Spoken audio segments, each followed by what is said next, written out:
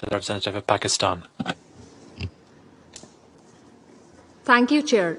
In response to the statement of the Indian representative, let me clarify at the outset that Jammu and Kashmir is not and has never been a part of India. Multiple resolutions of the United Nations Security Council define it as a disputed territory. This is also printed on all official United Nations map. Security Council Resolution 47 clarifies that the question of the accession of Jammu and Kashmir to India or Pakistan should be decided through the democratic method of a free and impartial plebiscite. India accepted this decision and is bound to comply with it in accordance with the Article 25 of the United Nations Charter. India continues to defy and flout international law by illegally occupying the state of Jammu and Kashmir and continues to trample on the rights of people of the disputed state of Jammu and Kashmir. The people of Jammu and Kashmir have not exercised their right to self-determination, a right that has been promised to all peoples in the world. Since 5 August 2019, India is on its way to transform occupied territory from a Muslim-majority state to a Hindu-majority territory through demographic change in bare-faced violation of 4th Geneva Convention and international law.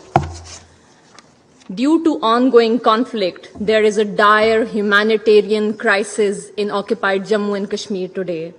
Mr. Chair, India's talk about terrorism is merely an attempt to camouflage its own state terrorism. Today, more than 200 million Muslims, Christians, Sikhs, and other minorities face blatant discrimination in India.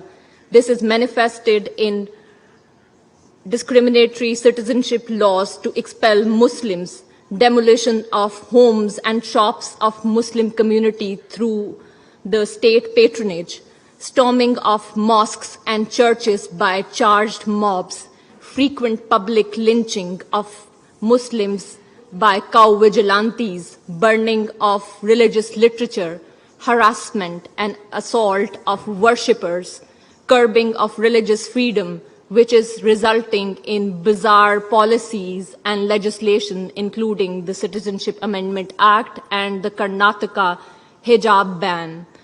The most recent and repugnant manifestation of radicalization of Indian state is the derogatory remarks made by officials from the ruling party BJP against the Holy Prophet, peace be upon him, which has hurt feelings of more than 1.5 billion Muslims across the globe.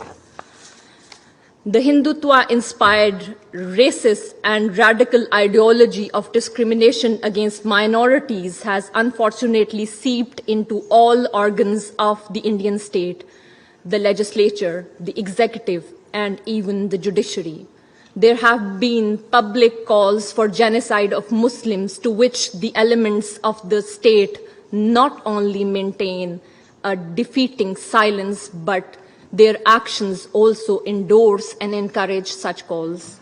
The international community, human rights mechanism, international media, and human rights organizations continue to publicly condemn Islamophobic policies of the Indian state. Mr. Chair, we ask the world, we ask the United Nations to demand that India ends its state terrorism and genocide of Muslims and abides by its obligation under international law, including implementation of the United Nations Security Council resolutions. I thank you.